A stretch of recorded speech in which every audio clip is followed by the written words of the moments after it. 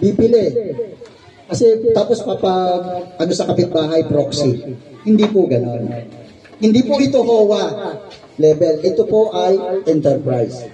So, bawat isa mahalaga kasi ang itatayo natin ay pag-uusapan ng capital share. Halimbawa po, assuming lang, kumita ng 1 milyon. Kukwentahin mo paano hahatiin sa ating lahat kung ilan ang capital share mo. Kaya napakahalaga po nun. Halimbawa po, nakakuha tayo ng 1 grant, halimbawa, at merong ibabahagi, so meron tayong, depende sa capital share mo, depende sa binili mong bigas. Kung 25 pesos, 75 pesos, o yung mga susunod nating na buy one, take one, kung meron tayong susunod na proyekto. Dagdag po yun. May tanong po ba so far? Wala?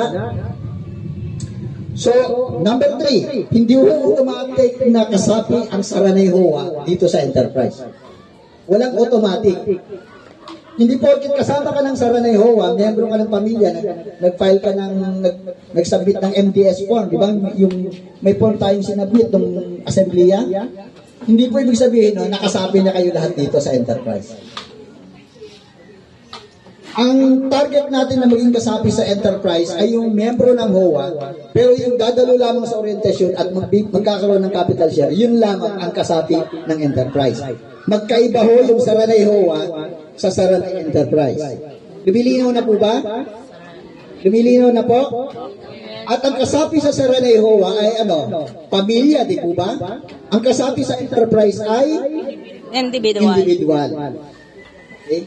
So, pwedeng maging kasapi ang mag-asawa, pero individual sila. Pwedeng isa lang, pwedeng dalawa. At kung meron kayong anak doon sa program natin sa youth, magkakaroon din po tayo.